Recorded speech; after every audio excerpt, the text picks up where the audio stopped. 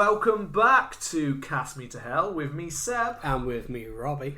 And this week we bring you a film that I think we've mentioned about 100 times. Yeah, we have. We've mentioned it so much. We've brought this up on many lists or just generally just glowing about this film. We have finally decided to cover Dr. Sleep. Yes. But. Always that but. Yes, that's a big but. And I cannot lie. It is. We are covering it as an adaptation version. We are doing book v film. We are. We've become a bit more sophisticated over the past year or so, and we've both learnt to read and have started reading books.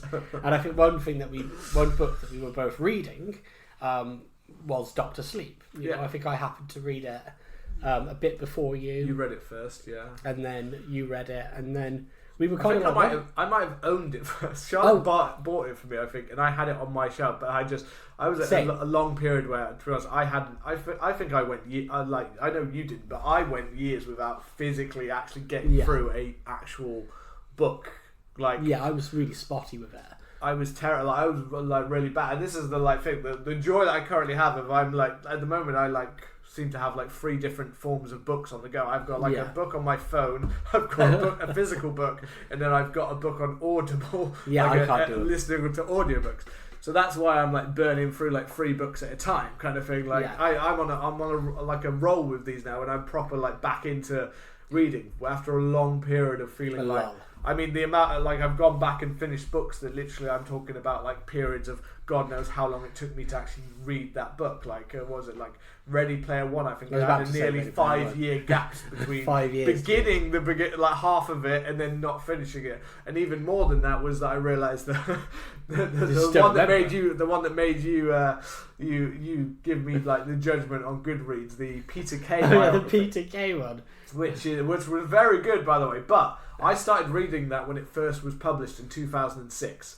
I read half of it, and then I never finished. Now, this time, by the way, I did the audiobook version because I thought it would be better with the comedian doing it himself, but I listened from the beginning this time. I didn't go back and go halfway through, but Ready Player One, I was basically that. I've seen the film. I know what happened. Yeah, I know what happens. I know what's going on. I think I may have gone back a little bit, but I don't think I went all the way back to the start because I was I get the gist. Yeah, I get it. That kind of thing. But that's such a weird long period of non-reading, especially for someone who's a teacher. I mean, I've read children's books. I learned to read. So the other week I've gone from The Tiger Who Came to Tea to Dr. Sleep. Yeah, that's my reading journey. I was illiterate until last week.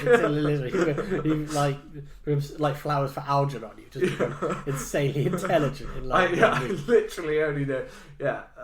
Just over a week ago I could only read Dr. Zeus and barely could read that, and now I can read Dr. Sleep. We thought we'd kind of do cover the film, obviously, but also cover how it kind of veers off from the book, how it does that, because obviously, it's weird kind of covering Dr. Sleep before The Shining. We will admit that. If you really want to get back to us, because we've done this, I would advise, and there is nothing more that we would hate. We would absolutely hate this. If you hit that subscribe button and if you left us a 5-star review with a lovely comment, we would detest that. So make sure you don't do it. So we didn't cover The Shining, but maybe we will do the book. And it's really weird that we have done almost. We're not that far off 200 episodes, and we've never done The Shining. Pretty much deemed as one of the greatest horror films ever made. Probably in a lot of people's top 5 horror films of all time. So we did the sequel. And so we did the sequel. And it even occurred to me that I forgot that we hadn't done The Shining, and we even have our must-see horror poster with The Shining on it. And yet we still haven't decided, you know what, we'll go for that classic. We chose Death Race 2000 before we went with that. So yes, it's a bit odd way round, and to be fair, there may even be a possibility that we cover The Shining as another book free film, because there's enough changes in that one that it could be covered as well. I don't think there's so many changes in this one. I feel like it is relatively... up until maybe Act 3 and a certain point. I feel like it's a quite a relatively faithful adaptation. Obviously, he had the difficulty of Stephen King's Doctor Sleep book following on from The Shining book, which especially the ending is vastly different to Kubrick's film. So Mike Flanagan had a job of marrying up these two, and I feel like he did pretty consistent and pretty good. That is the main thing that he had. Like, that's the hardest thing, and the hardest thing to making a straightforward adaptation of this book. Like, he couldn't really make it straight. You know what I mean? In terms of horror films and talking about The Shining, and then saying you're going to make a sequel to The Shining, but you're just going to do a version that's not really linked to the Kubrick film. Yeah, it's just so that it would never have worked. It still annoys me that not as many people who should have didn't see this film, and this film didn't actually make the money that it should have at the box office. It still annoys me, but it wouldn't have done any better going away from the Kubrick version. That would have hurt it, I think, because too many people knew The Shining. Yeah. And it's a weird thing to say, like you said, like, it's weird. This does have a lot of differences, like from the the book, and like the characters that we meet. The characters are completely different from the book in certain characters. Not all of the characters, but like certain characters are completely different. I don't want to start it before we get into we'll get into those areas as we get into it. But what I mean is like the and obviously the whole third act is completely different. It's completely different. You know, some of the reasoning for characters or some of the supernatural elements are like different.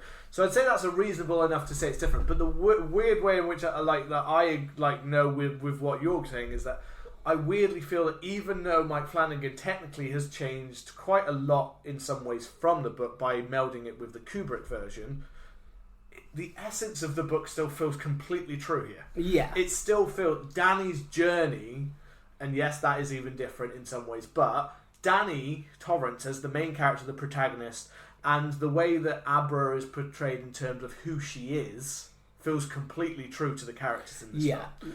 It's more some of the events that have to be changed to link up more with the Kubrick version, I think, is where the differences, some of the differences mainly come. Yeah, I feel like it's some characters as well that kind of get removed. There was one twist that I really didn't like in the book, and I'm glad they got rid of that, and we'll get to it when we do. There's lots of and this is the thing. So obviously we're not really here. We are more here in a prospect to say the book and the film, and possibly more review kind of our thoughts on the film.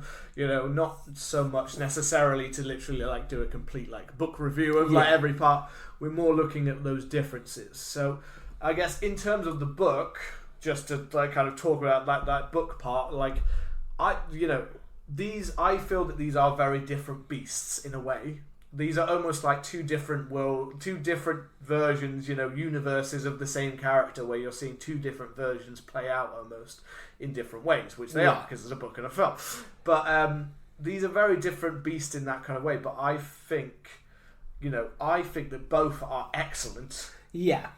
But in somewhat different ways. In some ways the same way, in some ways in like completely different ways.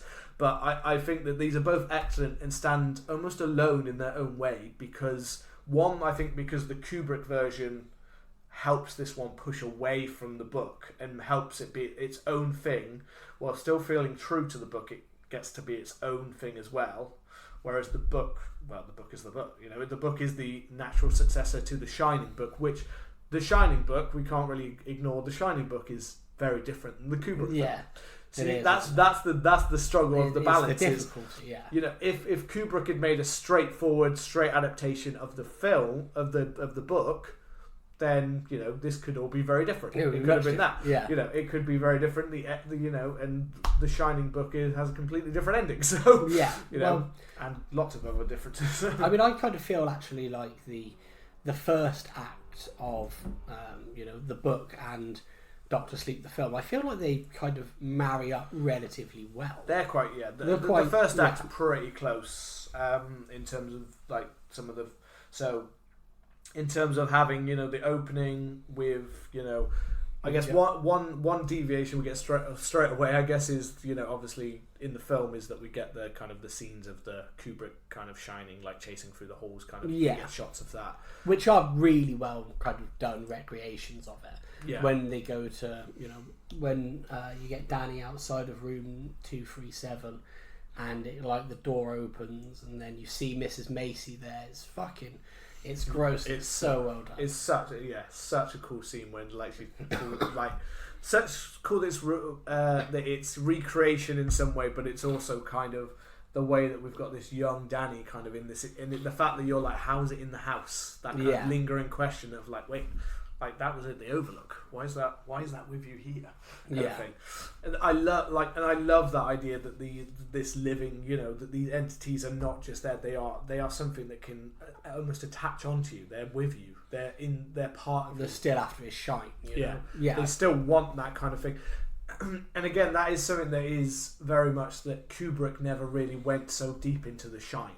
So he never really delved enough into it to be like as if how much they really want it. And this film and the book both are much more in line with the idea of the shine is actually something that other things they want. Yeah. And that's really what those creatures wanted in the Overlook with his dad. They really wanted to feed on that like shine and to kind of take that possession and take that from them. And that's again, so it was more missing from like that shining kind of the book kind of thing. Yeah. We get. I think like the scenes with Dick Hallorann, I think is great. Yeah. I like the idea that Dick is kind of able to stay around in a way, and I know we both. He's alive, obviously in the book. In the book, he's alive because he's alive at the end of The Shining. It's Kubrick who killed him. Kubrick killed him, and that's one difference. Obviously, is that I found it really sad reading about these characters and then hearing that they passed, because you hear about like Wendy passing away from cancer, and then you hear about, I can't remember when Dick does eventually die, obviously, but he feels like he's so fleshed out because he's still visiting Danny. He's still like involved. You get like the months and the years, don't you? Yeah. Which does follow, and the thing I love about in terms of the book, I do love the fact that because the Shining book kind of has a little epilogue bit that talks about them like going off to Florida and the mum not wanting stuff, and we get more of that in. Obviously, the film doesn't really give us any of that. In the original film, you don't get any. It's just it's kind of an ending. It kind of ends. Whereas to get this kind of like in the book, we get quite a good sense of like how their life became, what their life became. And here we obviously get more of a quick kind of into a Danny and Wendy kind of moment in the house kind of thing with more of a supernatural side. But we watched the extended edition. So the almost 3-hour version of the film kind of thing, which does have some like additional kind of parts to it, and Dick Hallorann kind of gets to talk and kind of explain like things a lot longer to Danny, and he gets much more of that speech which involves the lock boxes. Yeah, the lock boxes, and talking about his granddad. In the book, I remember reading that and thinking like, fucking hell, Dick. Like you went through the ringer, Yeah. And it's a bit more glazed over, especially like there's a lot of stuff in the book where he kind of vaguely. It's been about a year since I read the book, but he kind of hints quite heavily at like some sexual abuse as well. Yeah, he does from his granddad. That his granddad was a real bastard. Yeah. And he's gone through a hell of a... Yeah, you're right, because again, we've also both read It, and he appears in that, and he had some hard moments in that story against Dick Hallorann.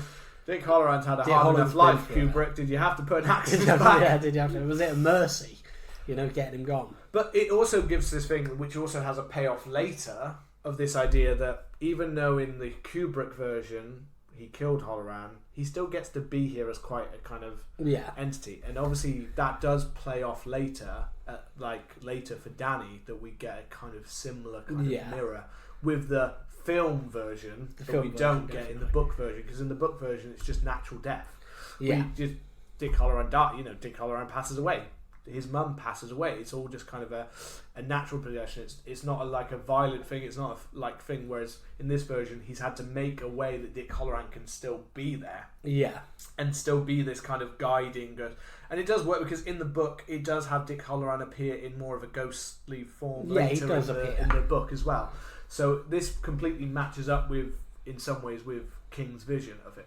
I did also mention that because we watched the extended version, we get the Violet girl opening, horrid, which is horrid. Like, I mean, the True Knot are they are such good villains. Yeah. And I remember hearing about Doctor Sleep, and I remember that Stephen King was going to make a sequel to The Shining, and it was about an adult Danny Torrance, and I was like, okay, that sounds good. And then they were saying, and it's about how he has to protect a girl from some soul-sucking vampires, and I was like, that sounds fucking ass. Yeah. And then the film came out, and I was like, you know what, I'll watch it. I'll just see how it is. Yeah. And I thought it was incredible. And the True Knot are really good, but there's a moment in and I think they're quite cool and they're quite like hippie-ish, and they have this freakiness about them. But in the book, he really goes into like they're just like motorhome people. And a lot of them just look middle-aged or a bit elderly, and you wouldn't stand in line. They're not like standout kind of thing. I think they're pretty well represented in the film as being like just people that just like look like just random passersby. They are, but they don't. I feel like there's not quite as big a community as it sounds like in the book. You've got quite a lot more. Like you get obviously, I guess that's what you get with the book. You get to know these characters, like what's her name? The snake. Snake by Andy. Snake by Andy. She, you learn about relationship, with Rose the Hat, and also then she goes on to a relationship with sex. With another partner that we have, who I also remember what her name is in the book, to be honest, off the top of my head. No, there's a lot of characters. There's a lot more characters in the book, but she has different relationships and stuff like that, and you get a lot more of those kind of scenarios where you get to know them a little bit like better, Yeah. And that's a hard thing. When you're comparing a thing, that happens no matter what story. Well, you're gonna have to cut. You have to cut stuff. The main thing is that I think's really positive about the film is that we still get a good sense of their community. Yeah. We still get a really good sense of Rose the Hat, who again is, obviously in the book is more fleshed out. In the book, you get much more of a kind of, of the community. You get much more of her powers in the book, that she is, that you get a lot more scenes of her where she is like kind of trying to like track them down, and she's doing a lot more kind of not seance, but like the astral meditation.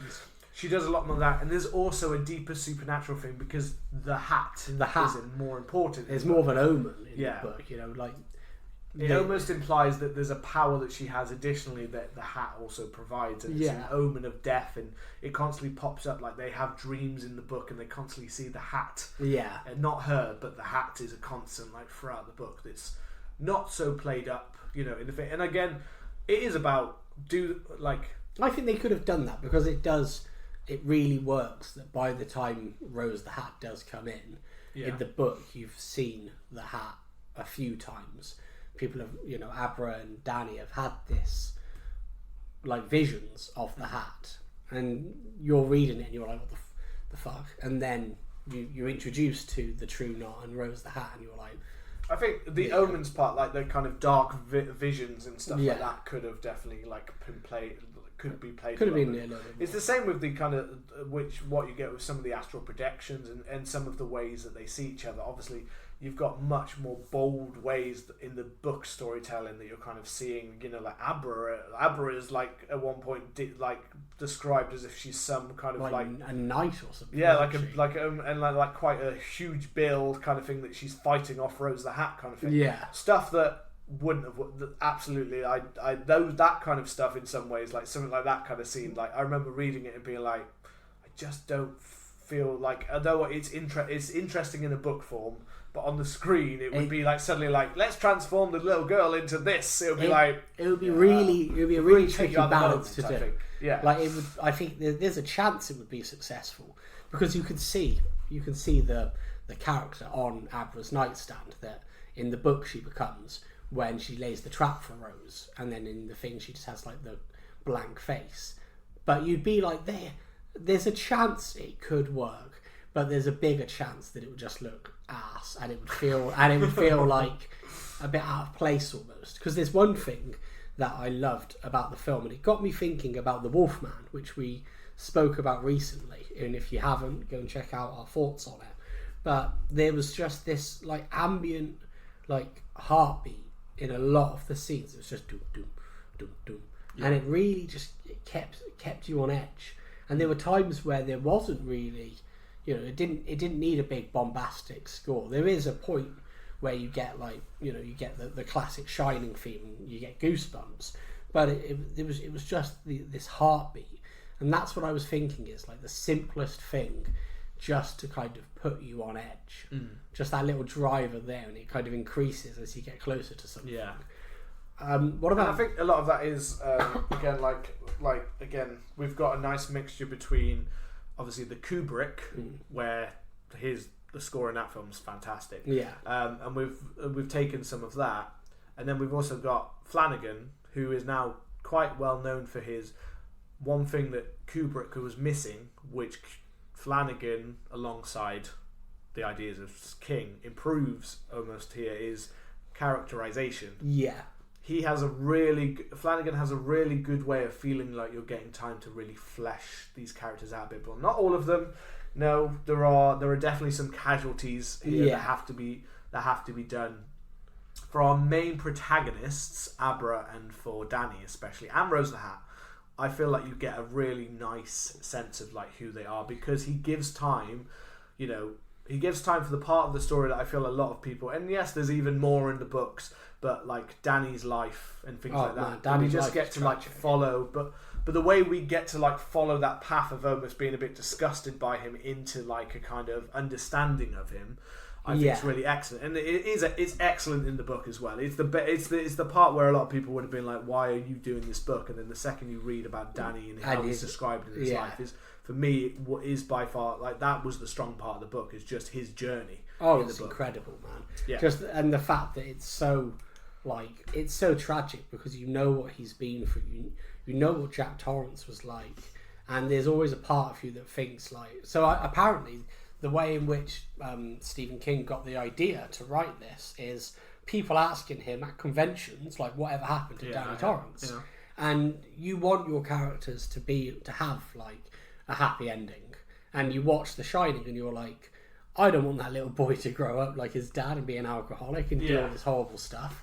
And then obviously he does, and there's a great bit where he's in the bar and he gets into a fight with that guy, and he's saying, he gets the cue ball and he's battering him, and he's saying, you got to take your medicine, and you just know that like, it's just Jack. It's just exactly, I was going to say, you feel like he's become that version of Jack, and again, what is the interesting part is that and that's something that Flanagan brings out again to kind of like on that kind of theme between the Doctor Sleep book and the Shining book, is that in the Shining book, Jack is a much more likable character than he is in the Kubrick he's film. Kind of like he's not thin, but he's not the out and out kind of ass that, to be honest, that he is in the Kubrick. He's film. Trying. That's the thing. He's trying and he's struggling, and it's a much more realistic form of an alcoholic, which I think we get much better here than we did with, say, like, and again, nothing. I like Jack Nicholson and I like his performance for what it is, and I really like the Kubrick film, but it's just not the same as like the characterization in the book at all. No. To not delve too much into that, but more the way that the fact that Flanagan more embraces the actual way that Stephen King has characterized Danny in the book, I think. Yeah. He goes much more into that kind of the alcoholic, but more of the rebirth part of it, I think, is the more important story there than the downward spiral that we obviously like get at the beginning here with.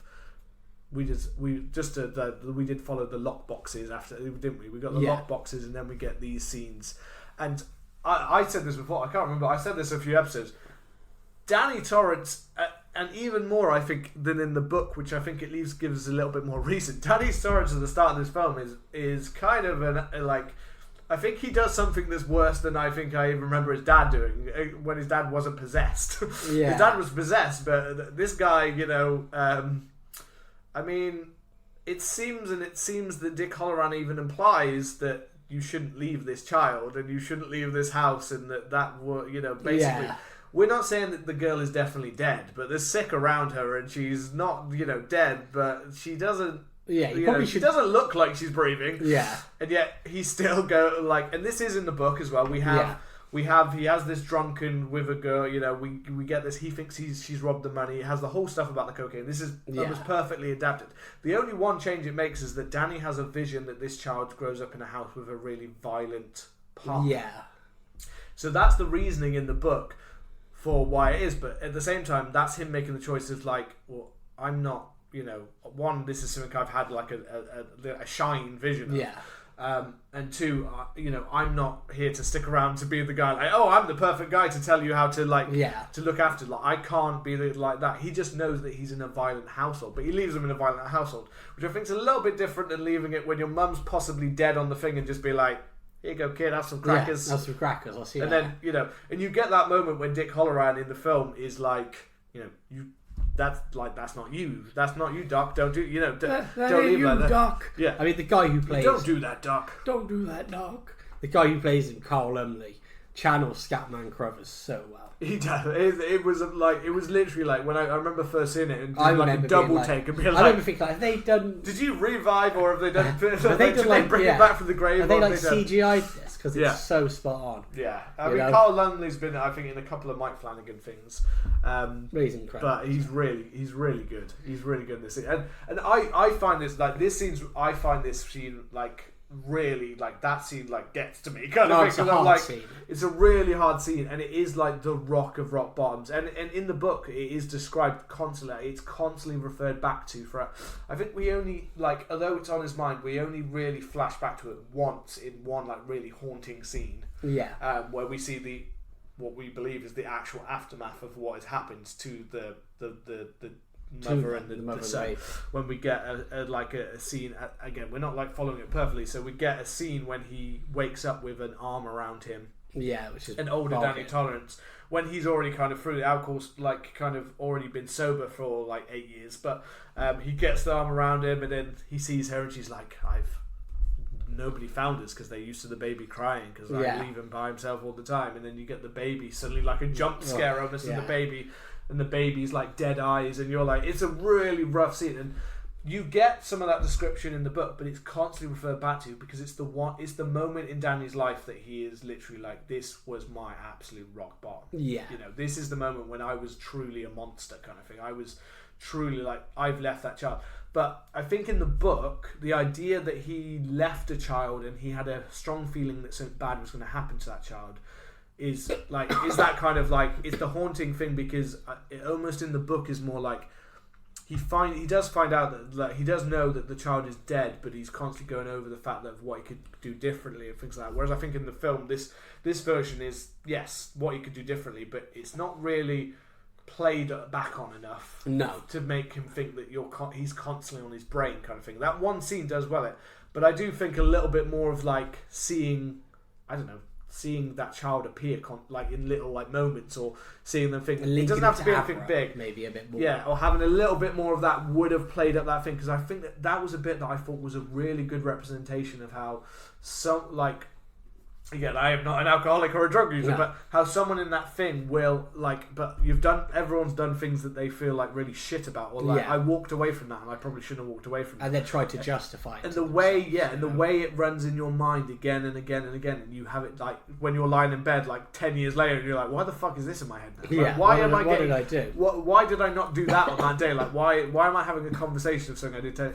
I think that's very true in the book, and I it's one thing that I think it works spectacularly in the scenes we see it. I do think it so easily could have been added into little parts to make us keep going back to the fact that he's really trying to have to fight off this alcohol, and even kind of relating it with Abra, because he is very much like he's reluctant to get involved and he doesn't want to do it, and I feel like maybe linking in his inaction with the mother and the baby, that might have been a bit more.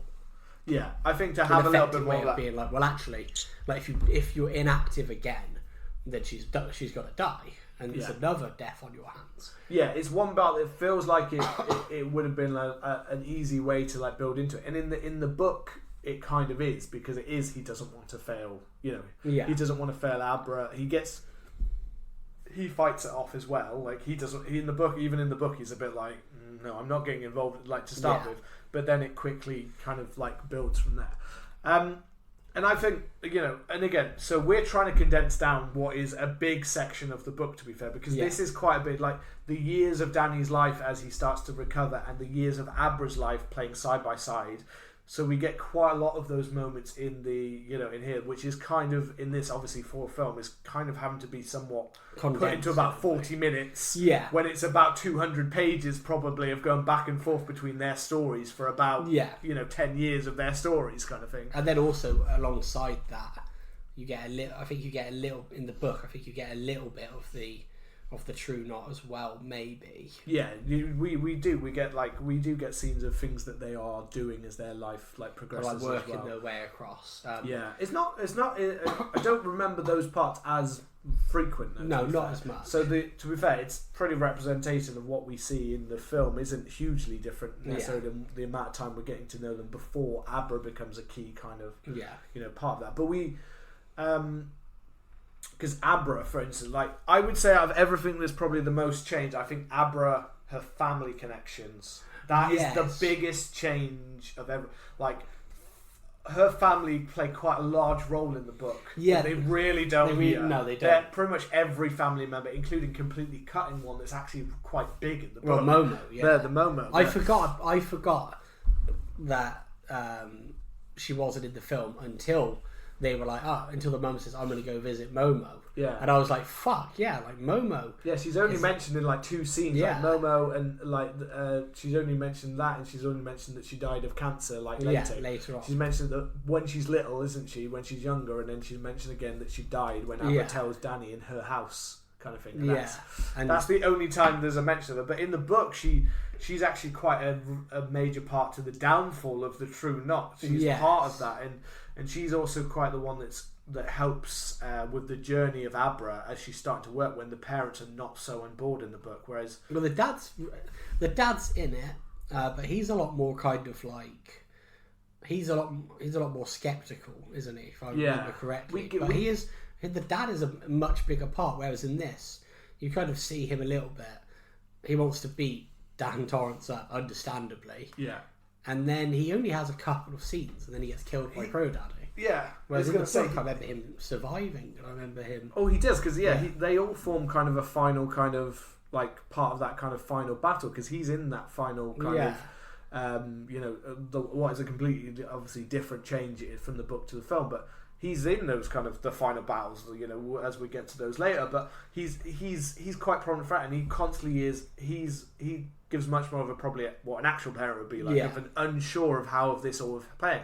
Whereas, although they're unsure, we get a fairly kind of breezy, like, we kind of breeze past all of that. We get her when we's little. We get the piano scene, which is awesome. I love the piano scene where she's playing the piano and then goes to bed, and they're like, "Why? Oh, she snuck downstairs, hasn't she, to go that?" And then the piano's playing, which is a really oddly eerie / cute. It's like weirdly odd, but it's got a kind of sweetness to it, but also an eeriness to it. Like, you can imagine what it would be like if you walked downstairs at night and you just saw something like that playing. You'd be like, "Fucking." There's a forebodingness to it, where you're like, "Oh, fucking hell!" Like, this is going somewhere.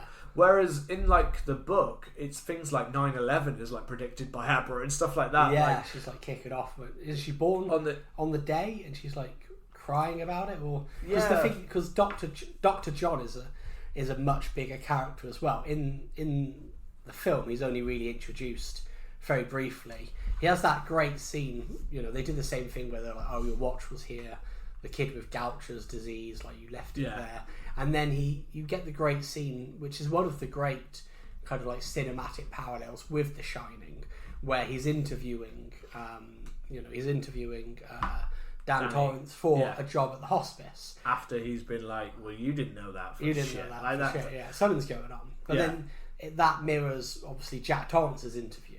Yeah. And then there's one, the interview that dooms Jack Torrance and his family, and then the interview that saves Dan Torrance. So I love the way in which that's shot. But I feel like that is the last time you see Dr. John.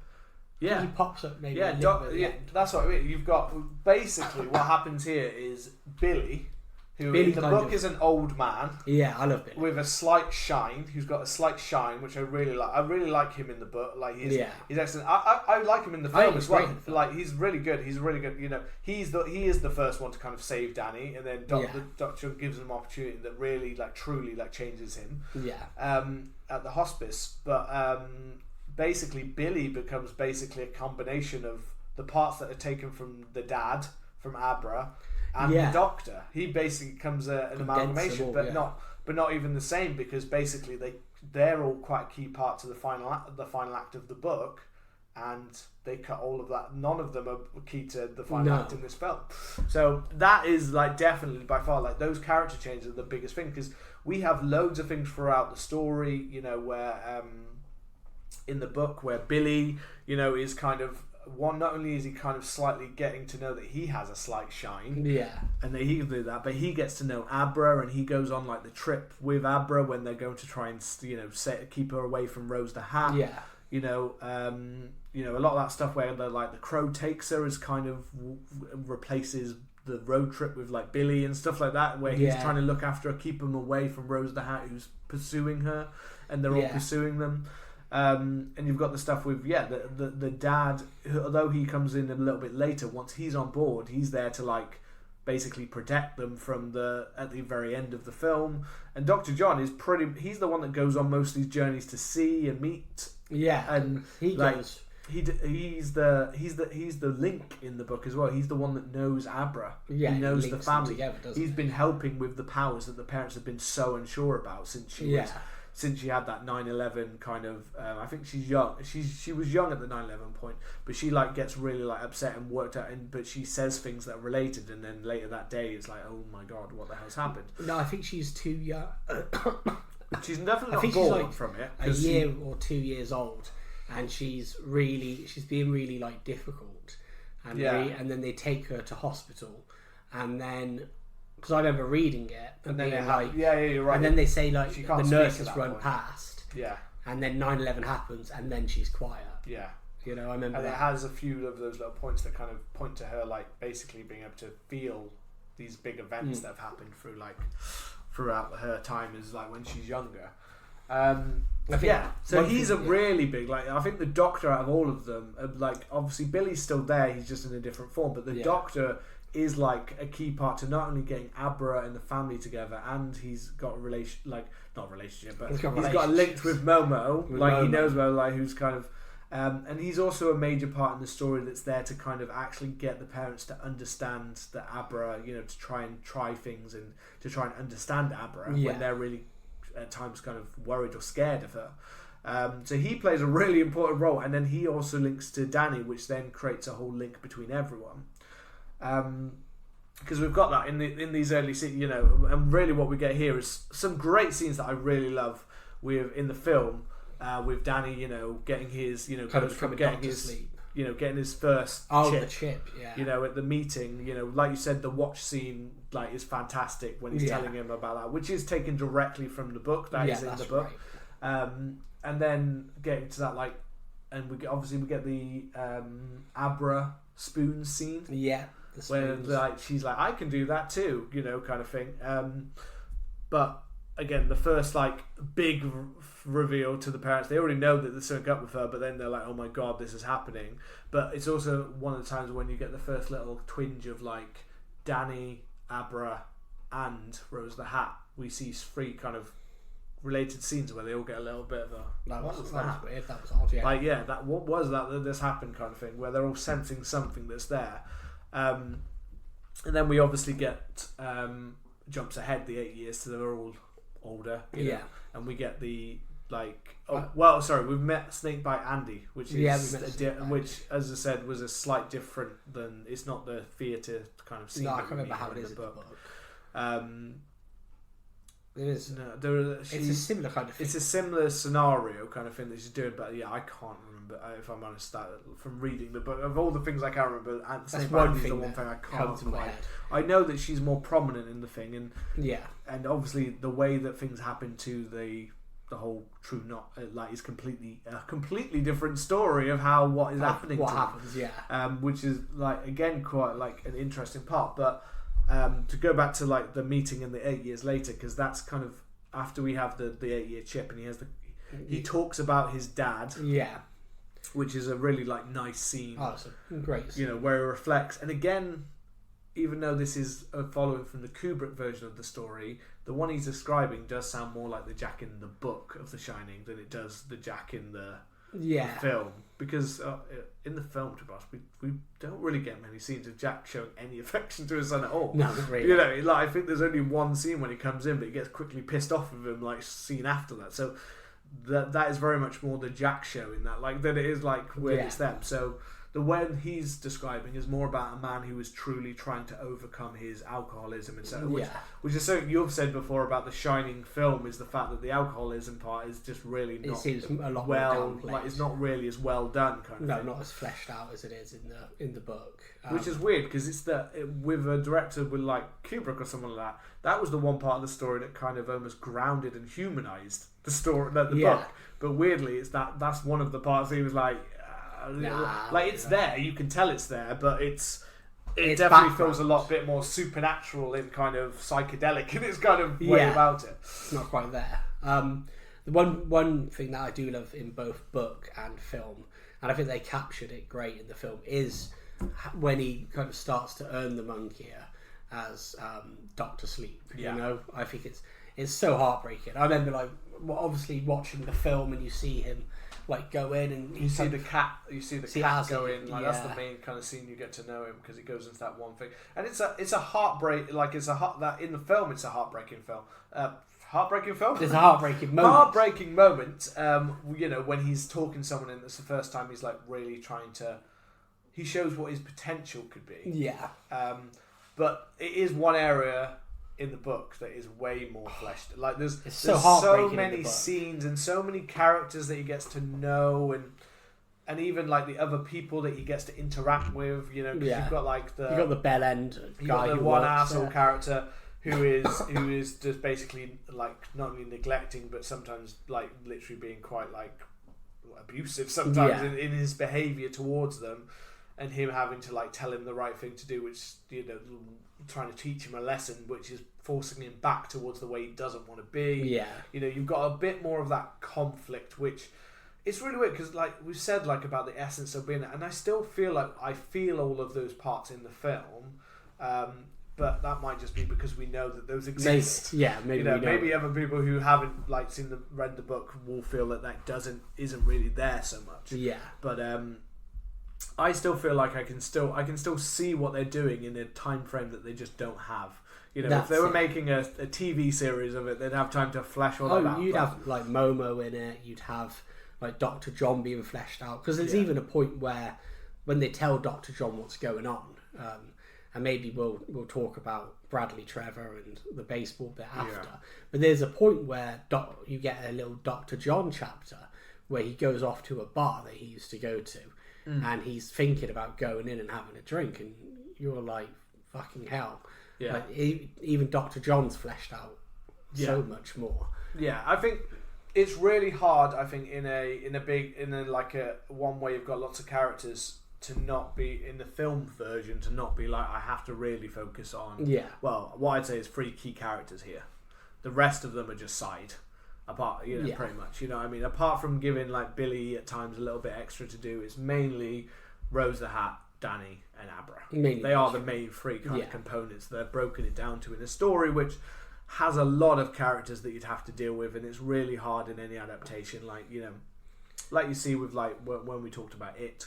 And we both read the book, and you both know how much there is that has to be basically left out, because you have to. You can't fit it all in, and you can't tell all these different backstories of all these characters and all these different people. It just doesn't work. That doesn't mean that I don't necessarily think that maybe they could have had a little bit more of like the hospice and a little bit more of those things. Absolutely. But overall, I also don't think it necessarily needs it. It doesn't. It doesn't downplay the. And that's why, like I said about it being a different beast, because I do feel that it works for where this story is going, which isn't exactly the same as where the book story is going, because the book story needs a lot more building up towards what its twists become, the bad twist, and then the ending kind of twist of what happens to the true knot, kind of what's happening to them. And that's the twist. I liked that twist. I liked that because the Bradley Trevor. I thought that was there was an irony to it, you know. But the whole Bradley Trevor scene is fucking. It's horrific. It's like horrific. Both versions are horrific. It's a truly, the one on film and the one in the book. It's very close. They are very closely done. It's all really. It's a really good adaptation. It's a really well adapted scene. But what's really amazing is the fact that, I mean, I guess it's just because you've got a young kid. And not only is he like absolutely screaming for his life, and I think it's Jacob Tremblay who plays him. He's a very good little like young actor anyway. Good little boy. But his performance is truly like scarring. Yeah. Like it's not just that he's like desperate, and you can feel the desperation, and you know, like, and I don't know why it was so kind of eerie in my head. It literally makes you feel like it does. It makes your head go to all of those things when you've heard about, like, you know, kidnappers, child murder, and things like that. And your mind just, I don't know why, it felt like one of the more realistic times that I've ever seen like a child murder depicted on a screen. Because you've got, I know it's these supernatural beings that are sucking the soul out of him, but the murderer part, when they're like stabbing into him to get more pain out of him, it's. And to be honest, in the book as well, which is, you know, an absolutely excellent description from Stephen King, it truly really goes. It makes you feel the pain of Bradley Trevor. Really, like the way they describe what they do to him and how they mutilate him and how they do things. And obviously, they don't show all of that in the film. But it's like we were saying with our episode with Seven last week, and the head in the box. Sometimes just not seeing it. Yeah. Just makes it so much worse. And seeing them feed and then the eyes glow. Yeah, that's what I mean. Seeing him scream. But the blood splatter as well. Like, with more, I actually forgot how much they actually kind of delve in. Like, the first one's a little splatter, and then they do a bigger stab, and it's a bigger splatter. Into it, and then he starts getting covered. And then by the end, it's more just the fact that he's like in the book. In fact, I remember, because I thought that it was in the film, and it wasn't. It was obviously me remembering the book. Is the fact that he literally like the idea that a child gets to the point when they just ask to die. That's what's in the book. That's the one thing. I thought he said it in the film. I thought I remembered him saying like something along the lines of "I just want to die" or "just kill me," like whispering it out. But it doesn't happen. It was in the book only. But it's truly like the idea of a child being like, "Just kill me. Just let me die." So heartbreaking, man. And that is what, to be fair, and this is why I think it's excellent. This is actually the true knot. So this is one chain I actually prefer. I think in the film is the fact that I do think, because in the book to begin with, the true knot are described as being so inconspicuous that you wouldn't notice them. Yeah, they're the people that come into town and leave town, and that's the way they're pretty much described. Like to start with in the book when you first get to know them. And you know, you get to know other things about them, but one thing I think is really scary, and I think makes these guys so scary, is the fact, yes, they've got the steam thing, but to be honest, in the book, that wasn't what made them scary. What made them scary is the idea that these are basically like your day-to-day, basically people that would come in and kidnap people and take people, and it was the idea that these are people that would just come, and what made them feel real. They may have been people that are living off of steam for years and years, but what didn't, and actually what I wasn't that bothered so much about in the book was the more vampiric parts that they make him sound like in the book. I wasn't as big a fan of that. The whole one tooth coming out of, like, the way that Rose the Hat is described when she goes to, like, consume is that her jaw undoes, and that she gets almost like a snake-like kind of jaw unlocks. Yeah, I remember that being and then she gets this one big giant tooth, which does absolutely nothing. It's never described it doing anything. It's just one big massive tooth, and then she sucks in steam. It's like that was a lot of stuff to suck in steam. Just to suck steam. You know what I mean? Like that was a lot of description. I forgot about the one tooth. Yeah, the one it pops up a couple of times. Yeah, one big long tooth. Like all the stuff about her hat and the sense of the supernatural and the way that she can follow and pace is fantastic. But what made her scary is that she was grounded. But any scene when it really went like she gets a big tooth out. Yeah, I remember that now. Made me think of like as if Stephen King was trying to go into almost like a hillbilly vampire. You know, like the old buck 1 tooth away. You know. And I just remember reading that. And I don't really remember it popping up in like maybe 2 or 3 parts at most, like when things happen. But it was the only one part of the true knot where I was like, I just don't. I don't get why you've described them like that, because they're terrifying being basically gods that look like humans, everyday humans, is what makes and I think that's the best thing that he doesn't adapt that part in this film, because I think Rose the Hat, the Crow, and stuff like that, just being these normal everyday people that are like desperate for for steam. And so while we're on the point, the other main point and one of the twists that we mentioned before relating to Bradley Trevor is the fact that these are kind of somewhat described in the book as like being gods and like ancient kind of that they've been around. Like Grandpa's described as being all the way back to the pyramids. You know what I mean? Like being around that long. How long he's been around? So how long has he been taking steam? And they talk about like how it may relate to certain events or in history that have actually been altered or touched on by the true knot, which is all fantastic stuff. And then we get the Bradley Trevor scene, and what they don't realise is they all start cycling and getting really sick. And one by one, they start in their compound, start getting sick in the book. And they are like, they don't know what's happening to them and what's happening. And it goes down to getting a standard kind of doctor test to realise that they've got the measles. I love that. Yeah, I do like that, and I do think that though that needs extra layering, and I do completely understand why it's not in the film, because you need a lot. I feel you need a bit of extra. Like the book has quite a lot of setup for how this works and how it ends up killing them off towards the end.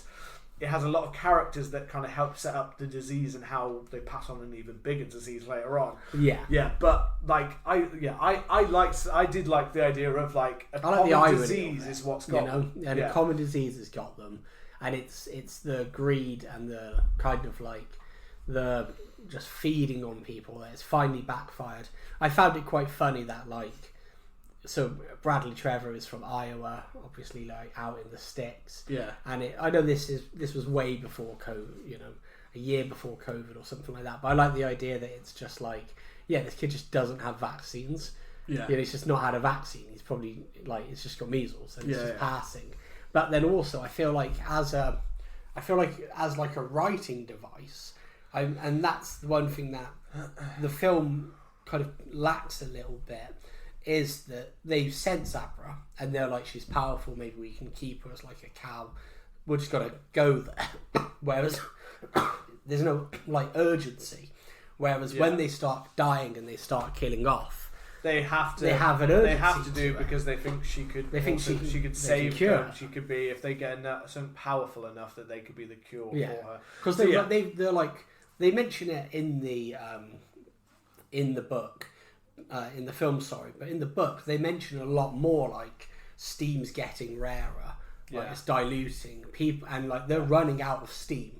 Like they're having some that they had like 30 years ago, having to use. It's like the reserves are going, and they're just having to do it. So there's that sense of urgency that the film does miss a little bit when it comes to that. I think in the film, one, the urgency is much more like in the book. I think even from like the lack of it, I'm not even sure the lack of it is as much of it, as much so it is like this disease is wiping us out way quicker than we thought, and we need to like do it. And if we don't get her soon, we're all going to be done. We're cooked. Like it's going to spread to all of us, kind of thing. Whereas in the book, I think the only way that they try to bring the urgency is obviously through the idea that they are running out, and it's getting like the 8-year jump. First, when they get snaked by Andy, they're in the prime, like not in the full prime, but they're in like the pickings are good. It's all good, yeah. And then 8 years later, and they're all really struggling, and they've struggled to find anyone. And the urgency comes from the fact that I guess that they have to find Abra. They need to get her because she's going to be the win. But I think the part that slightly works for that part, and it is in the obviously in the book with Rose the Hat is Rose the Hat. That in the film, I think that's the connection that makes that somewhat work, is because she's obsessed with getting it. In the film, she's absolutely she becomes obsessed, and when she can't win, when she's used to being the one that can overpower others and she's used to being powerful, when she realizes that she's can be beaten by this child, it becomes almost more of an obsession. She pushes them further than they should have like really gone. She puts them into situations in the film that they probably shouldn't have gone into, but she's so like wants, and her and the Crow want to get it so badly that they almost forget the rest of their people to get what they want, kind of thing. Whereas in the book, I think that compound, that like being able to build a community, becomes much more of an importance of like we need to save our people, which I think is the difference between one of the differences between the character in the book and the film. Is like she's very close in the like to her people in the film and the book. Yeah. But it like the motivation is much more like we need to save our people, whereas I think we could deem it much more that this is more of Rose the Hat's vendetta in the film. Yeah, that's how it feels. Like that's what she's kind of going after. She's got a real kind of I need to have this person like kind of thing, and that like, and I guess in part of that though it comes less about the vaccine and more about the importance of the shine to them. I guess the power of the shine. Yeah, which is also so that like again because it reminds me of the fact like a lot of people like Tony is not really a part of the film. No, he's not. I'm just thinking more in terms of the shine being like played up a lot more in the books than it is in the film ever were. Because Tony in like the Kubrick version is basically just a manifestation of the shine, when actually it's a different. Like Tony is actually Isn't it him? Tony is like it's like a version of Danny, but it's almost like it's almost like a version he can see of him, or an offspring of who he could be. Whereas that's not his shine. The shine's a different power. Whereas in the Kubrick version, Tony is the shine. It's the way it talks to him. Like that is the same thing. It's melded together, and they pretty much completely ignore Tony in the film. Yeah, they don't. In Doctor Sleep, they completely. Yeah, they don't. He comes back very brief. I'm sure he says Tony very briefly at one point. Yeah, he does at one point. Whereas Tony starts popping up a lot more, like in the hospice in the book and stuff like that. Yeah, he starts getting more moments, and even like he talks to Abra about how he's got this person Tony, and it's a much bigger part of the film, where it's kind of forgotten about in the film. Even in the extended version, I don't remember barely any mention of him. Of those quite big differences. So I'm thinking, should we jump to the bit where the main kind of split off is and get to the third act? Yeah. Oh, actually, one thing that did pop in my head was the one thing that I do think is an improvement in the film over the book as well is the communication between them. So in the book, they get basically Dr. John, they have that communication. They have a moment where they link minds. And then he or her or one of them gives each other an email, and then they communicate through email in the book. Yeah. So they can communicate with words, but they don't do the thing. Whereas I really love the device of the wall in the film, the visual device, the way it breaks, that red rum moment, which is in the film, not in the book, but that red rum moment I just think is such a good, when he is looking, and just reminded me of how good Ewan McGregor's performance is. I haven't said that so far, but I think he's so fucking, like the difference between him from like drunk version to he looks properly, like the makeup is just fantastic. But it's also just the way he scrunches his face up that makes him look so old in the early stuff, and then he looks so rejuvenated later. He's incredible, man. But those scenes, like the red one, like he literally when it cracks and he just stares in the mirror, and the terror on his face when it's like he's red such rum. An incredible performer. It's such a good scene. It literally is one of my favourite Ewan McGregor performances that I like, and he's done a lot of good performances. But I just think he just portrays this so well. Without overdoing it. He doesn't it's the weird thing in my head of thinking weirdly that he's somewhat subdued at times, which I think is perfect for the Danny character and Danny of the book. Whereas I don't know why, but I kept thinking like some other actors would just have played it up a bit more, played up the alcoholism a bit more, played up the thing, which could absolutely work for the whole section of it, but I just don't think it's true to the character that we're looking at. It's one of those ones that I never would have thought like Ewan McGregor as the grown-up Danny just would have clicked in my head, but I just think it's perfect. I think it's probably one of the first people I would have gone to. Ewan McGregor. I would have gone to Ewan McGregor because he is. I just feel like he gets forgotten a lot weirdly. I don't know why. I just feel like he's in a lot of stuff, and yet I feel like he's oddly forgotten about in terms of an actor, like of of like when people talk about like really good actors of our generation, I feel like Ewan McGregor gets missed a lot. Even though dude carried Star Wars. Dude carried so much. The prequels, he carried them. Like literally, Obi-Wan. It fall apart without Obi-Wan. Like everyone was just coming back for Obi-Wan. Without him. So should we jump to the... Yeah, well, jump ahead. It was just one of those moments in my head. I was thinking, oh yeah, I got to talk about like the difference. You got to talk about it. I just think the communication, and there are other things between Abra and Danny's relationship, which is, you know, some ways better in the book because they get more chance to like meet up with each other. With they only meet each other like once in the like in that before it kicks off. They only meet each other like the once. They don't meet when she gets out of school and goes to meet him. Whereas we get quite a lot of like meetups and Uncle Dan this and Uncle Dan that. And that's one of the twists that I hate. Yes, is that they go in. They talk about like calling him Uncle Dan. And then they say, which is played up before the actual reveal. Yeah, of like they were like, we'll just go. Like it's in there as well before it happens. Like, in the film, it's like Uncle Dan. Like that makes perfect sense because you're talking to a child on a bench. Yeah. So it's a good idea to probably call yourself an uncle. And that is in the book as well. But then in it, they go further because they're like, well, every human's like technically related, like that kind of thing. And then I just really didn't like the Momo kind of Momo being the like back history and reveal that actually I fucked Jack Torrance at a university party, and Abra's mum is your half sibling. Yeah. So you are her uncle. Yeah. And maybe she's got the shine through you, and it was just I remember reading it and I was just like I don't know. I have this obviously like you can do what you want with. You could do what you want with characters, and I feel like Jack Torrance, especially when he was drinking, was like a pretty shitty person.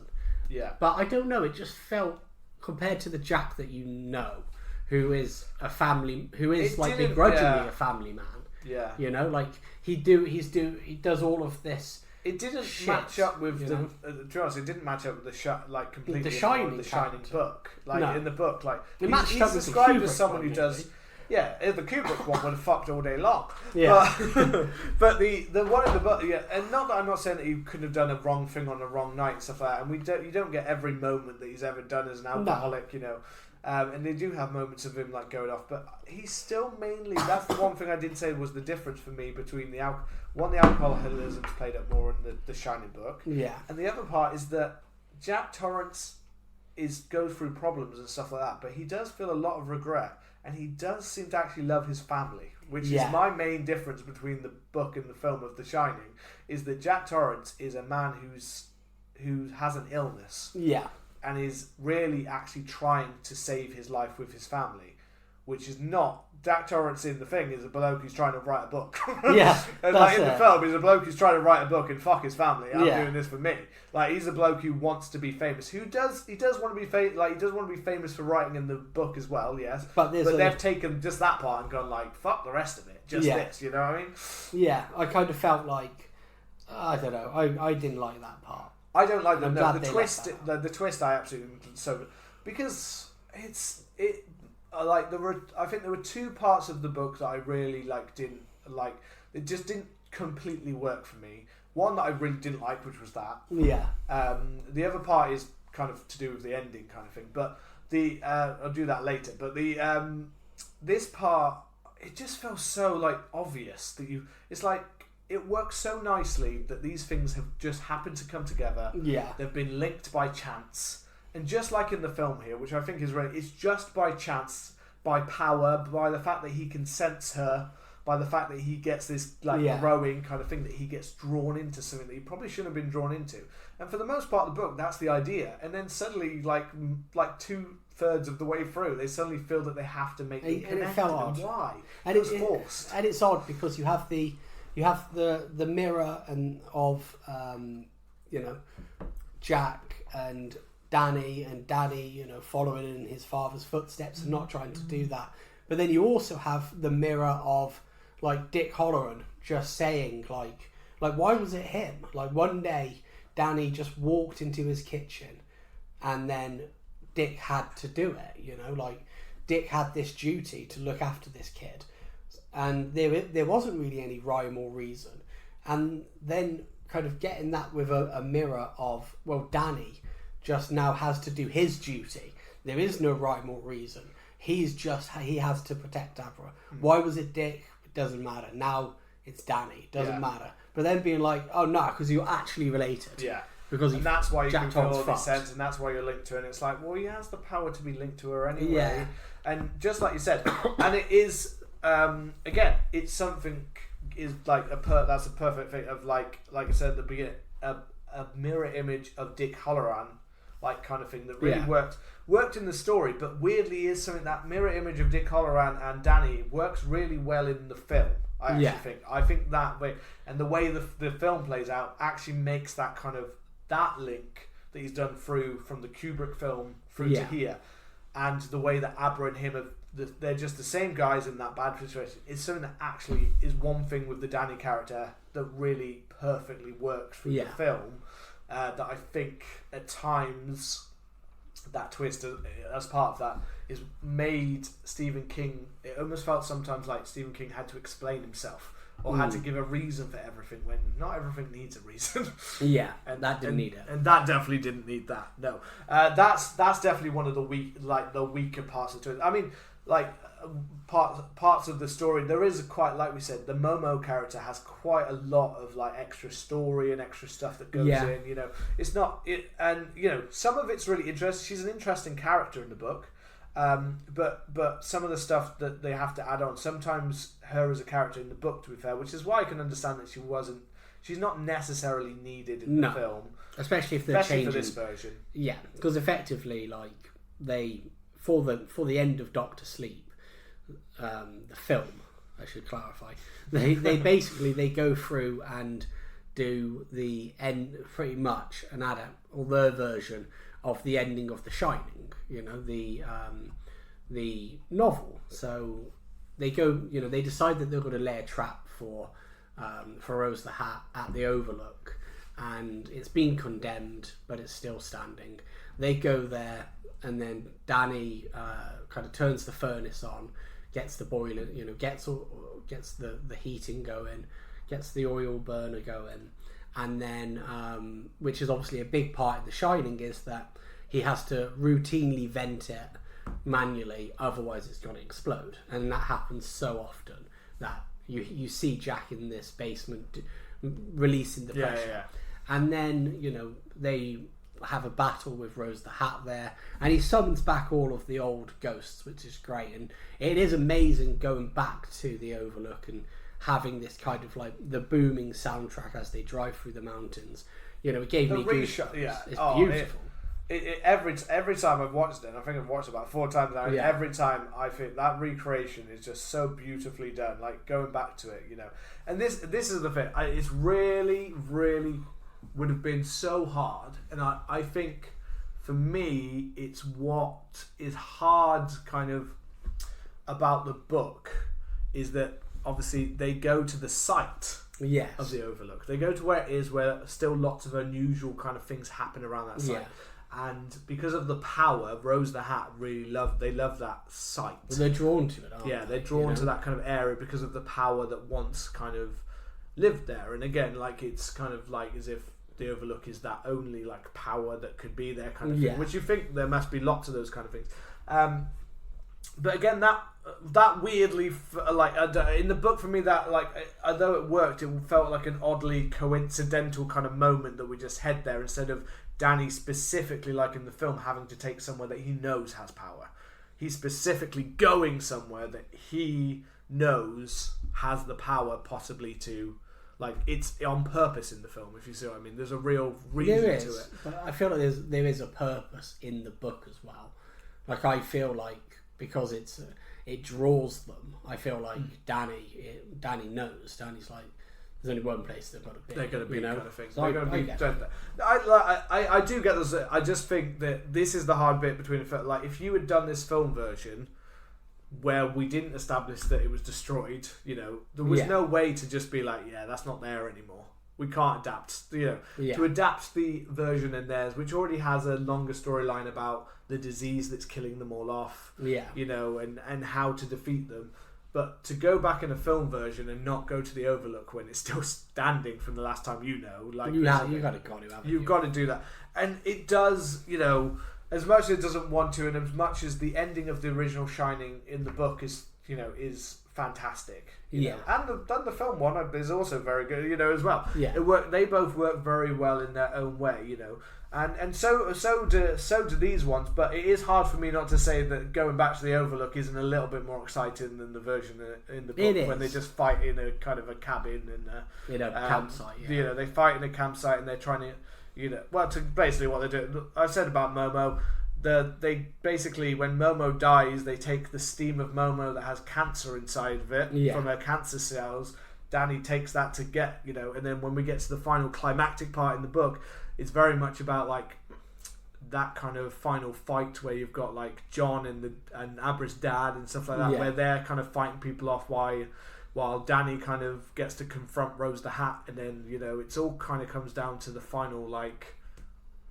The valve getting her to like take it is kind of what finishes her off in the end, kind of thing. And it's got lots of interesting, and it's more interesting because it has a whole ensemble of like characters together in the book. Yeah, and you get the return of Jack Torrance as well. You do get the return, which of I Jack did. Torrance. I really like that. Yeah, I did like that. That part was good. That you got like that kind of like a closure. For him, I also love that. Silent Sari is the one who is snaked by Andy's girlfriend. That's the one, and she's waiting. I'm trying to think of who's waiting with because I kept waiting for someone to die because they were waiting with like she's waiting with the knife, isn't she? Yeah. She'd be like, who's going to die from this? Like you keep thinking, and it's done really well. Danny's going to get suddenly caught by her, like not like everyone else is gone, but suddenly she pops out and just murders him, kind of thing. But then you get, and this is the worst one for me. I know Mrs. Macy's like the most iconic, and so I watched this with Anna, and after we went upstairs, and we usually draw the shower curtain. She was like, can we keep the shower curtain open just in case? But Horace Duent is the one who gets me. Like every time I have to wake up for a piss in the morning at like 3 o'clock, and I come out of the bedroom, I always think Horace Duent's gonna be there. Especially when I was reading The Shining, I was fucking terrified of him. And then I love that he came back in Doctor Sleep and kills Silent Sari, because I was like, oh, fucking hell. Yeah. Great party, isn't it? And I'm like, no, fuck off. But yeah, I like that. But I feel like I did like. It wasn't the overall of the film. I love the touches of thing. It's very emotional way that it nicely works back to the original book Shining's ending in the book to make like a kind of a full circle moment for Jack Torrance to kind of be free at last, in a way, to be released. Whereas this one obviously plays more to Mum than it does giving Jack any chance. Which again, I think is much more justified because I don't necessarily think it's deserved of the one. Not because this ending feels like it's tacked onto the ending of the Kubrick one. Yeah. This is 100% back to the This is also the chance to do the ending from the original Shining. The book. To do like what a lot of people had always wanted to see, the original ending. So this was kind of Flanagan's chance to actually do the actual book. This is a good adaptation of the book ending, obviously, of The Shining, though, not Doctor Sleep. That's what I just mean. I mean, the only reason I'm just not. I love some of the moments at the end in the book, but it is one of those bits where it just felt like. I think in comparison, it's hard not to feel a bit underwhelming compared to going back I agree with you to the creatures and monsters. And I also prefer the way that Rose the Hat is taken out and her reactions. Getting to see Rose the Hat in the Overlook. The moments. I love the bit. There's a bit when, and again, haven't said it, Rebecca Ferguson fucking kills. She's incredible.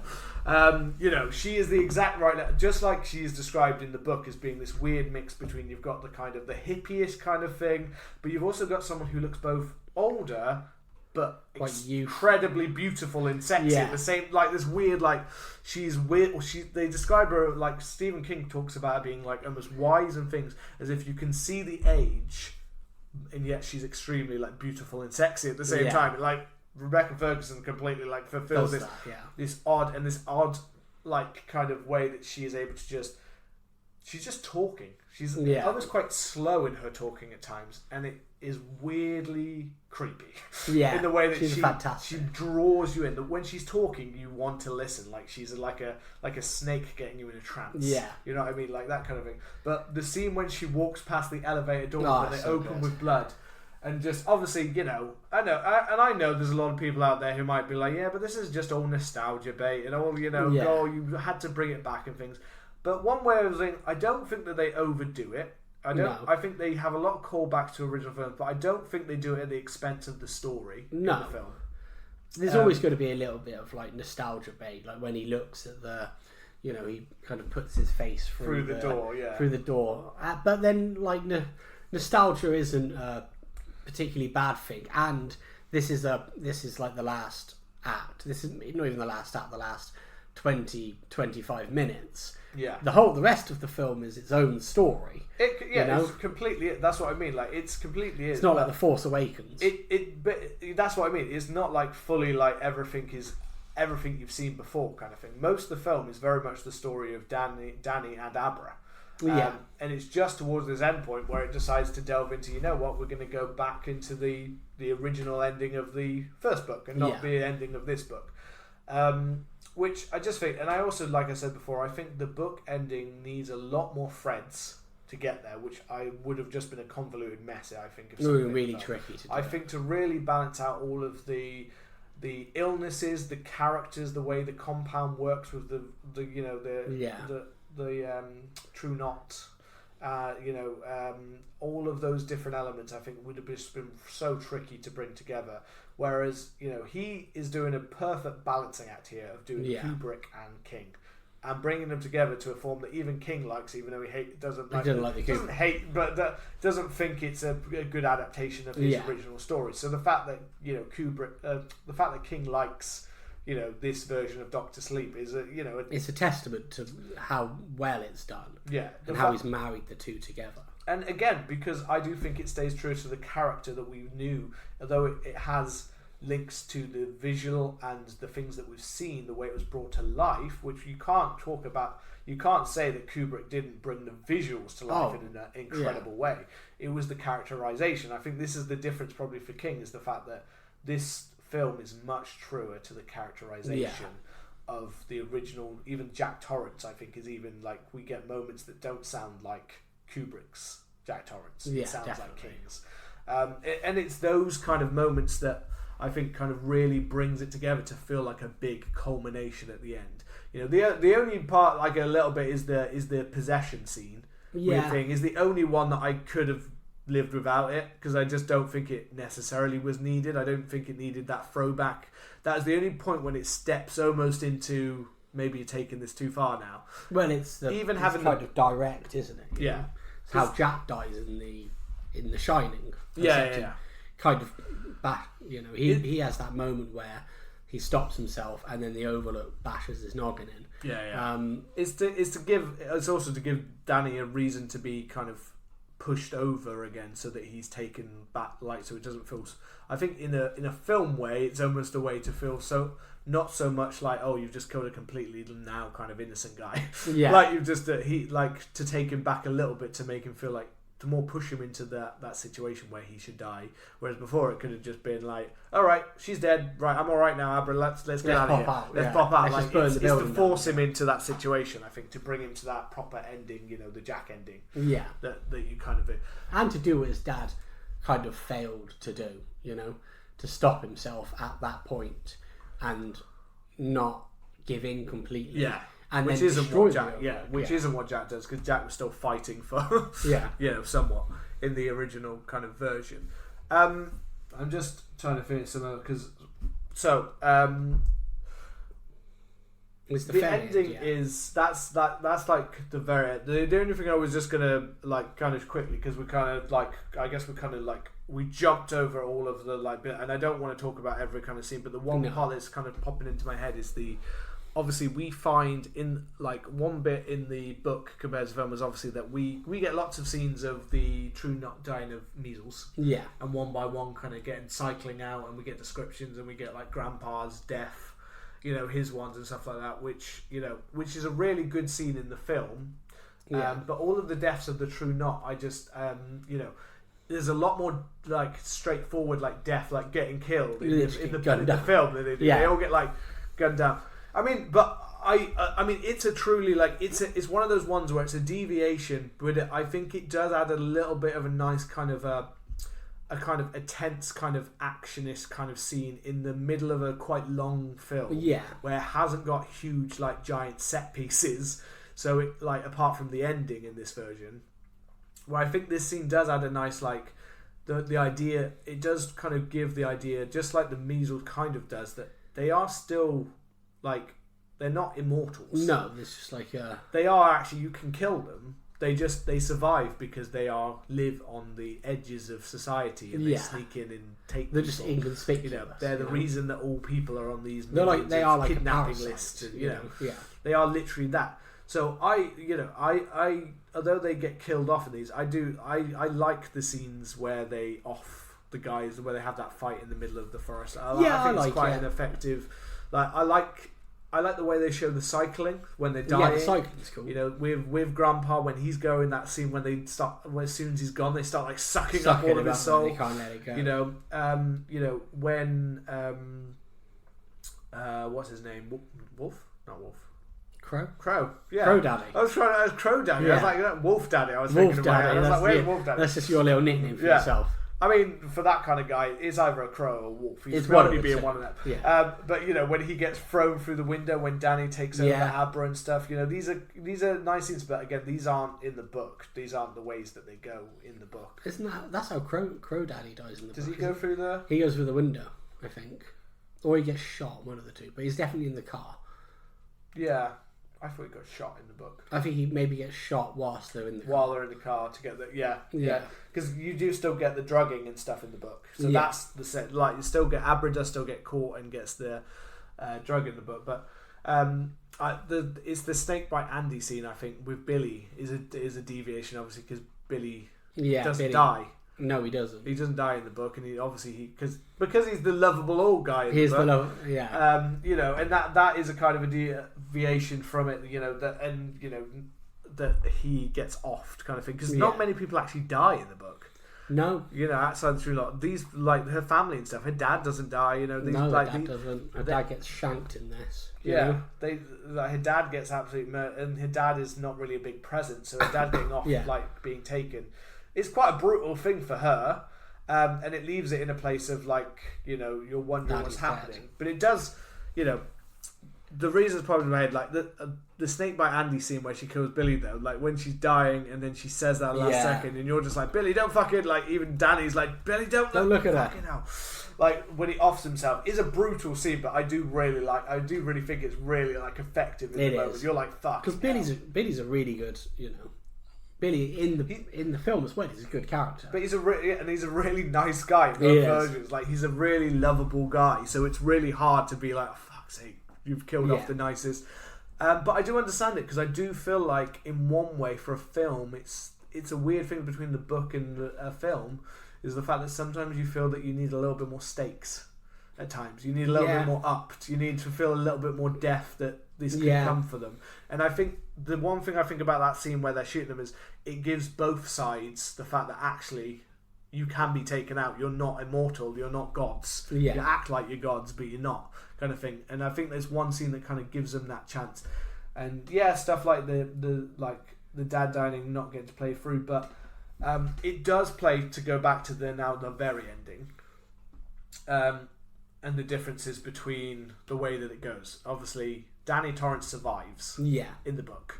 So he gets, and it's one of those it's one of those things that in my mind is like, I like it, and I think both work. And I really like the idea of Danny Torrance getting to go off. Part of me kind of like, even in the film, is a little bit like, part of me, I love the fact that we've gone back to the Shining ending and stuff like that. And then there's another part of me that kind of wants Danny to suddenly get out of that building and suddenly be like, and live. He gets to go back. He's tried so hard in the book. I think the difference is, obviously, in the book we get so much time of getting him to see his journey and getting to see how he's changed and stuff like that, that possibly to kill him off feels like it's not the right ending for his journey, especially in the book. in the book, he gets to go on and he still gets to be in the respite, and he gets to be the uncle to Abra, and he gets to be her mentor in that kind of way. Yeah. But that's not the ending of the film, of where we've already said as Danny Torrance dies. We get a version that perfectly mirrors Dick. Yeah. Dick. And again, not the Dick of the book, but in the book you get to see a kind of him still being, even dead, a mentor to Danny in the book. Yeah, he kind of pops through every now and then. Whereas in this version, obviously, like perfectly linking up with, I think, with the Kubrick version, like with the film version that we know, that mirror image that we've been talking about the whole time about Dick Halloran and Danny get to be this where he's still there with her, he's still with her, he's still going to kind of be there for her, but he's as a ghost. Yeah, he's just a ghost man. Yeah. And then you get the bit where, because I think you get the end where she goes into the bathroom and Mrs. Macy's there. Yeah. And I like the she's locking them back up. Almost. Yeah, she's locking them back up. They let them out and then she's locking them back up. And even that scene with her mum where she says that her dad's happy and things like that is a weirdly kind of like the doctor sleep there that you can accept. That you get to have that kind of. I just think this is kind of what makes it work, and what could have completely ruined it is the fact that I think he looked at the Kubrick film and he looked at the parts of the book that felt like they would naturally progress. Yeah.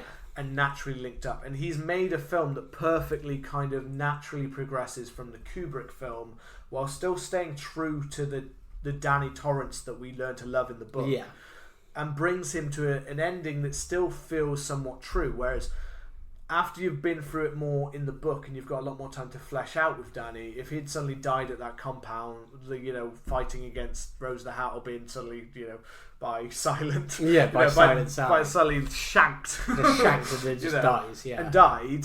I don't think that, and especially now, with him being established as her actual uncle and being related to the family and stuff like that, it didn't feel true to that. But if you take away some of that stuff, I don't think it necessarily took away from the story overall.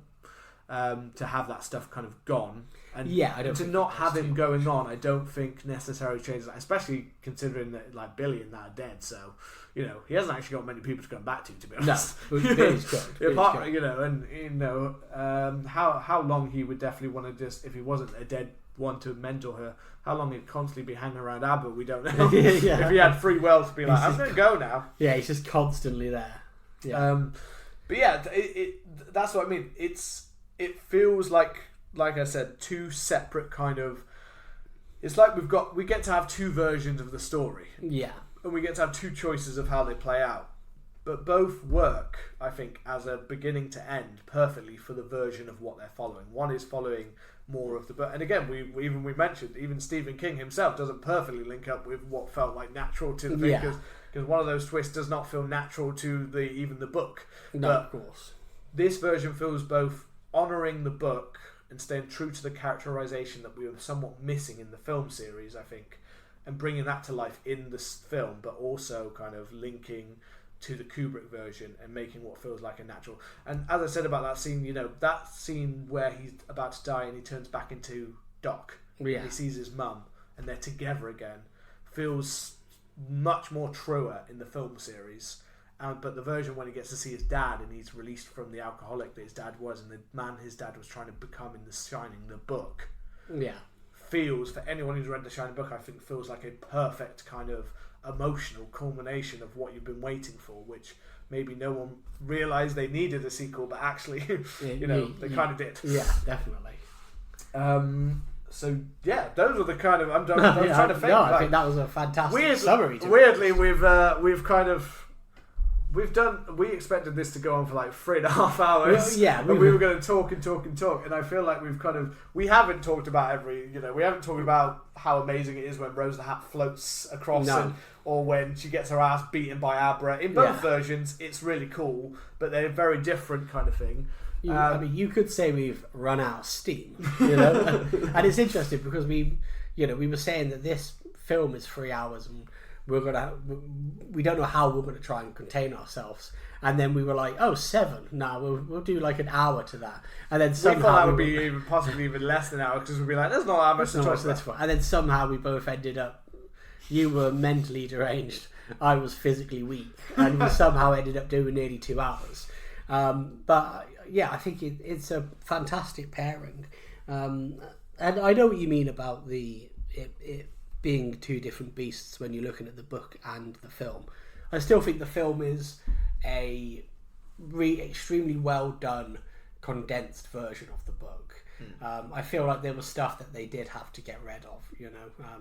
I don't think you lose anything by getting rid of Momo, especially if you're not doing the book ending. Yeah, that's what it feels like. Mainly, she's going towards. I agree. I think it's a good move that they cut out that Jack had an illegitimate child, and I do think that the third ending, the third act of going back to the Overlook Hotel feels kind of grander, and I think with it being the film, I feel like you're expecting that. I feel like if it had burned down at the end of the Kubrick one, and you were watching it, and they go to this kind of like trailer park home and have this climactic battle, it would be a bit kind of underwhelming. I did like it, but I remember reading it and being like, yeah, when the film's got the Overlook there, it feels so big and so bombastic. It might be from seeing it that way. This is the odd thing of like anyone out there who's already read the book and then saw the film. I'm sure maybe you often do when you read the book and then you see it. But because I remember going to and I remember barely even. I seem to remember barely even knowing anything about the film when we went to see it. Like I didn't have a clue what happened in Doctor Sleep, the sequel, and I think I barely even knew if it was majorly even linked to any of the stuff from the original. So I remember the giddiness of being in like Doctor Sleep, like when we went to see it, and being like, "Oh my god!" Hearing that theme, and because the drive-in. We said this recently about it was weird that it was a summer when like 2 weeks apart you had Ready Player One and you had Doctor Sleep. Yes. They were both had like amazing versions of the Overlook. Yeah, they had these amazing like tributes to them, and they were both. It was weird to have so much shining going on in such a short period. But and apparently they tried to get Jack Nicholson back for Ready Player One. Yeah. For that part. Oh really? Yeah. But then they didn't approach him for this because they heard that he turned that down. So I feel like it would have been really weird to have 2 films within 2 weeks that both have a massive, heavy, shining part, and then furthermore, Jack Nicholson. Jack Nicholson has come out of retirement to play the same character in 2 different films. That would have been, and then gone back into retirement. That would have been really weird. Because I weirdly like the fact that it's I think that's amazing.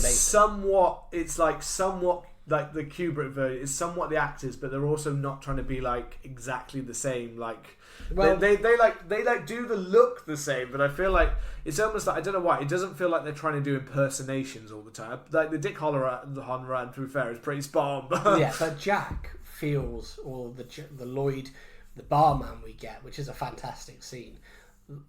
I think the reason why that works so great is not only is he doing a good, we say about like not doing impressions, but he's playing Jack very well. But there is also like Danny is in his like 40s. Yeah. So it's probably been maybe like 35 years since he's seen his dad. Yeah. And it's probably the fact that it doesn't look like him and it's not Jack Nicholson, and it's a memory. It's how maybe he remembers his dad. So there is that distortion. It's not exactly him. I feel like that's so well done, and that whole scene is so beautiful. I love another mirror. It's Henry Thomas. Yes, obviously from E.T. And also from every Mike Flanagan thing, because he basically starred in almost everything Mike Flanagan's done for the most part. So like he's appeared in most of the stuff he's done. He's a conscript, but I didn't realise that the first time I was doing it. I just thought it was some actor who I didn't even recognise. But I was like, oh, actually, I do know who you are. You were E.T. Yeah, but I think the other really important thing to remember is that like it's weird, like because I call this book versus film, but it's weird interesting to think that for me personally, like I because I feel the essence of this film is so true to it, some of that book in my mind now exists basically that stuff happened. Yeah. I just didn't see it, but that stuff links like so perfectly into the film because it felt so much like it brought that Danny Tollins to life to me. Yeah. That in my mind, all that stuff about the respite and all that extra story is there kind of thing. So it's almost a companion piece as well. Like I've got, it just plays out differently, yes. But a lot of the early stuff in the book can perfectly kind of be like, if you go to the first like 2/3 maybe a little bit less, you can pretty much link a lot of that into those scenes and like kind of mix and replace stuff and be like, oh yeah, that stuff probably does this, and the True Knot probably does do this and does that. Yeah. Okay, just not weird snake teeth. Not just weird snake teeth. Not one tooth. One big ass tooth. Yeah. Yeah. We definitely didn't need Rebecca Ferguson to unhook or jar and show you off one big ass tooth. Yeah, I didn't need that. Well, she digs into a like nice can of beer with that one tooth, like a walrus. The old Joe or whatever it is, Joe. with his old one tooth kind of. That's how I open my cans back here. Yeah. Well, I mean, I think it's there you go. So, yeah. By the way, when we said book versus this was book versus film. Who's the winner? I mean, we can. You can, to be fair, like because some people are. And when we do other ones, to be fair, there's a good chance that we will be like, this one's definitely better than the other one. Yeah, I'm sure they will, because it's a feature we're going to come back to. It is. We have already talked about a lot. We've, as we said, Shining. We've talked about some other ones, like American Psycho or things like that. Ones. If there's any ones that you specifically would like to hear us like discuss back and forth, we are happy to read because we can read now. We can read, and we have the ability to understand films to a much higher level than we did previously. Yeah, or maybe we don't.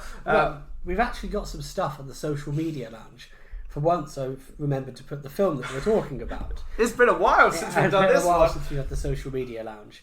Or we do it, but maybe someone doesn't say anything. Someone doesn't say anything. Because we do it for a really niche aspect, like Death Race 2000. Yeah. So, obviously, we put up what film we're going to be talking about, and you can come and let us know your thoughts on Dr. Sleep, the film and the book, at CMTH Podcast.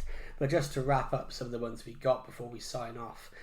So, We Needed Roads, one of our friend podcasts. Neil said, I loved it and thought it was better than The Shining.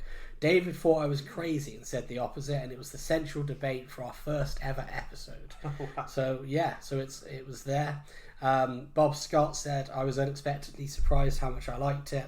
A very good sequel to an all-time classic. And Super Slash Bros podcast said somehow, some way they managed to make this sequel fantastic while still paying tribute and using the themes of the original. And I think that's kind of a good summary of it.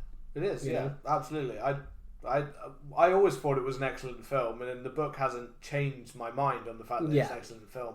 And I can't it's a really hard one for me to call. I might, if I was put into a corner, I might possibly say, although I think the book is like a 5-star book. I'd possibly just sneak in to say that something about the film just brings me joy, a bit more joy. I think that probably is the ending, to be honest, that gives me that little extra. Yeah. And I know that that's divisive for some people, because some people really don't like the ending of the film because Danny doesn't get to live out his life. But I've got the book for that version. I'm happy with this version. But the joy that I remember experiencing when we went to the cinema, and it got to that, and we heard that, dun, dun, dun, and you start going over the hills. I was like, this is, because I had no clue. I went in with no expectations. I didn't know what was going to happen. You assume you're probably going to see something like that in the film, but until it happens, it's one of those. That's one of those. Some people have their Avengers Endgame moment when everyone gets together. For me, that was one of those sitting in the cinema, being like, "Oh fuck!" Like I'm here. We're doing it, baby. To the Overlook. Yeah. We're doing it. Yeah. Yeah. Well, come and let us know your thoughts on Dr. Sleep, the film and the book. You can find us on Twitter and Instagram at CMTH Podcast. As always, remember to hit that subscribe button. Please leave us a lovely review. If not, we will use our psychic powers to find you, and we will suck the steam out of your body. With our one book tooth.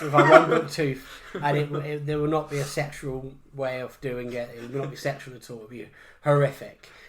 Take care, hit that subscribe button, and we will see you next week. Bye-bye.